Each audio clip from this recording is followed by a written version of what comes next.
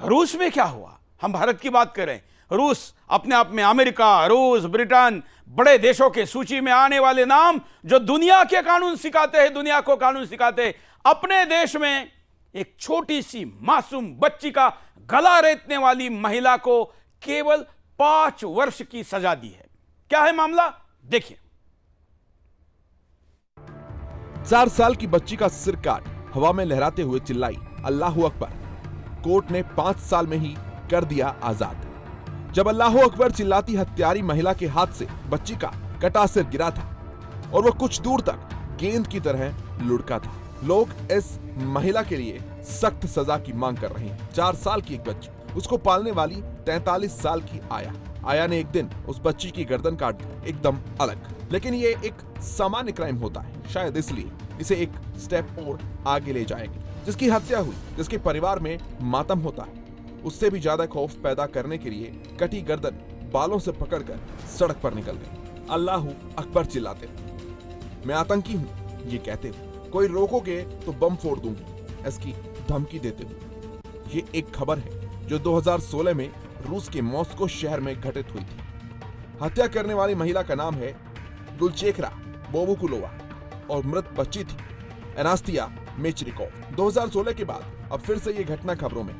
कारण हत्यारी महिला को न्याय मिल गया है। केवल 5 सालों में ही रूस की अदालत ने यह मान लिया कि महिला मानसिक तौर से बीमार थी और अब ठीक हो चुकी है, इसलिए अब वो जेल से निकलकर आजाद होकर घूम फिर सकती है। रूस में इसे लेकर गुस्सा है।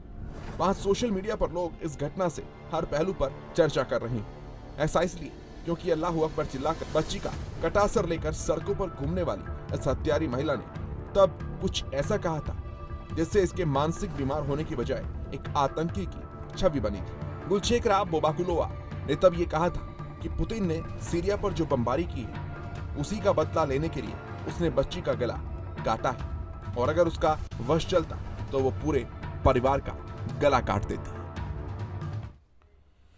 तो ये मुद्दा है, ये कितना खतरनाक है। बड़े देश बड़े क्यों होते हैं? इसलिए होते हैं कि वहां पर कानून का पालन होता है, वहां की संस्थाएं बड़ी होती है। ये माना जाता है कि ऐसे देशों के जो तंत्र है वो इतने मजबूत होते हैं कि वहां पर गुनाह करने वाले व्यक्ति को, क्रिमिनल को किसी भी प्रकार का कोई भी दया नहीं दिखाई जाती। लेकिन रूस जैसा देश भी, जो कि खुद इस्लाम के आतताइयों के विरुद्ध लड़ने में अपने कई हजार जवानों का बलिदान दे चुका है, ऐसे देश के अपने ही राष्ट्रीय राजधानी में एक मासूम के साथ धर्म के नाम पर हुआ इतना बड़ा कांड, हत्याकांड भी 5 वर्षों में ही उसको बस छोड़ दिया, यह कहते हुए कि इसकी सजा पूरी हो गई। क्या रूस को दुनिया के सामने संदेश देने का एक अवसर नहीं था? अवसर था, लेकिन रूस ने अवसर गंवाया। क्या इस तरीके के बड़े देशों के भी रवैये दुनिया में गला काटने की धमकी देने वाले लोगों के लिए प्रोत्साहन का कारण नहीं है? मैं तो ऐसा मानता हूं कि यह प्रोत्साहन है।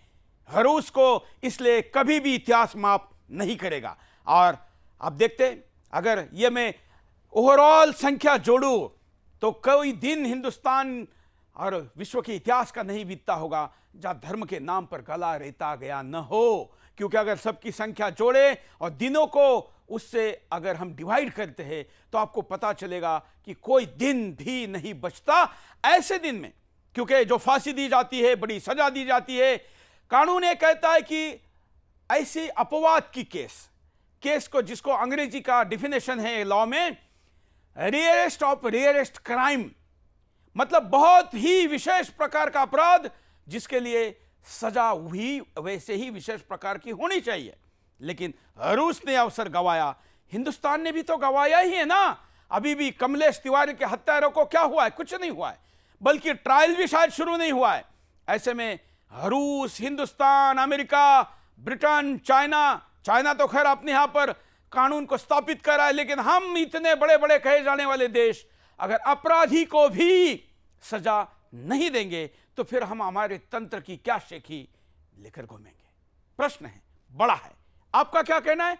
लाइव स्ट्रीम पर, कमेंट पर भी, और आप हमारे सोशल मीडिया के तमाम हैंडल पर अपनी बात को रख सकते हैं।